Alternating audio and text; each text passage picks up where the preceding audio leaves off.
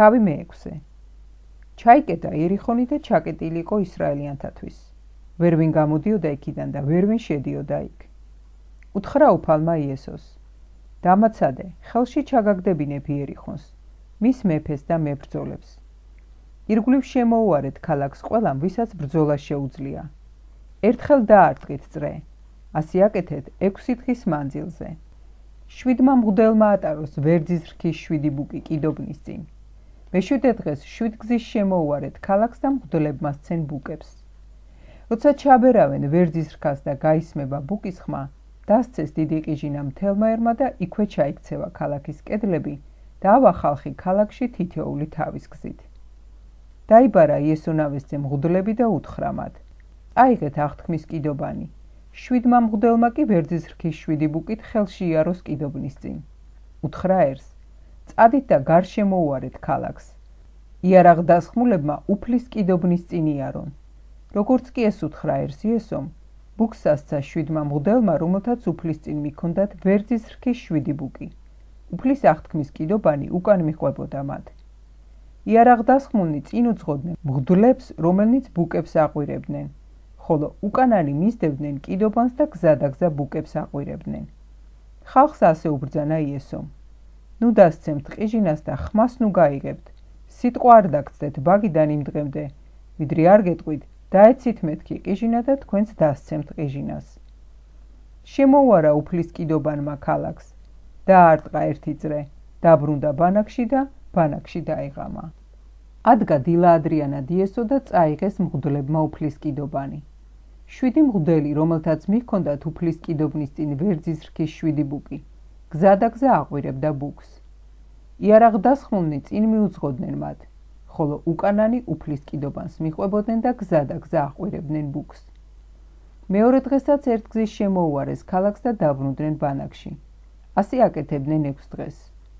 მე-7 დღეს ადრე ადგნენ, განთიადისას და იმავე წესით 7 გზის შემოუარეს ქალაქს.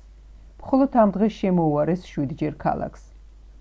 მე-7 ჯერზე, როცა ბუკი დააყვირეს მღვდლებმა, უბრძანა იესომ ხალხს: დაეცით ყიჟინა, რადგან ხელში ჩაგიგდოთ უფალმა ქალაქი. უფლისათვის უნდა იქნას დარისხებული ქალაქი და ყველაფერი, რაც მასშია. მხოლოდ მეძავი რახაბი და ყველა, ვინც მასთან ერთად არის მის სახლში, უნდა გადარჩნენ, რადგან ჩვენი მიგზავნილი სწოვრები დამალა. ოღონდ თქვენ ერიდეთ დარისხებულს, რომ თავადაც არ გახდეთ დარისხებული.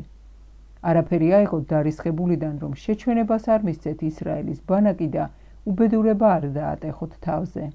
მთელი ოქრო ვერცხლის, სპილენძისა და რკინის ჭურჭელი უფლის სიწმინდე უნდა იყოს, უფლის საგანძურში უნდა შევიდეს. ახმაურდა ხალხი და დააყვირეს ბუკებიც. როგორც კი ხალხს ბუკის ხმა მოისმა, დასცა ხალხმა დიდი ყიჟინა და ადგილზევე ჩამოიქცა კედლები. ავიდა ხალხი ქალაქში, თითოეული თავისი გზით და აიღეს ქალაქი. გაანადგურეს ქალაქში ყველაფერი, რაც დასარისხებელი იყო, კაცი თუ ქალი, ყმაწვილი თუ მოხუცებული, ცხვარძროხა თუ სახედარი. იმ ორ კაცს ქვეყნის დასაზვერად რომ იყვნენ წასულნი, უთხრა იესომ: მიდით მეძავი ქალის სახლში და გამოიყვანეთ იქიდან ის ქალი და მისი ყველა შინაური, როგორც დაპირდით. წავიდნენ სტოვარი ბიჭები და გამოიყვანეს რახაბი, მამამისი და დედამისი, მისი ძმები და ყველა, ვინც კი ჰყავდა. გამოიყვანეს მთელი მისი სანათესაო და ისრაელის ბანაკს გარეთ დააყენეს. ცეცხლს მისცეს ქალაქი და ყველაფერი, რაც შიგ იყო. მხოლოდ ოქრო ვერცხლი და სპილენძისა და რკინის ჭურჭელი უფლის სახლის საგანძურისთვის გადადეს. მეძავი რახაბი, მამამისის სახლი და ყველა, ვინც კი მას ჰყავდა, ცოცხალი დატოვა იესომ. დარჩა ქალი ისრაელში დღევანდლამდე, რადგან დამალა მსტოვრები, რომლებიც იესომ გაგზავნა იერიხონის დასაზვერად. მაშინ დაიფიცა იესომ: წყეულიმც იყოს უფლის წინაშე ის კაცი, ვინც აღადგენს და ააშენებს ამ ქალაქს იერიხონს. თავის პირმშოზე დააფუძნებს მას და თავის უმცროსზე დადგამს მის კარიბჭეს. უფალი იყო იესოსთან და განითქვა მისი სახელი მთელს ქვეყანაში.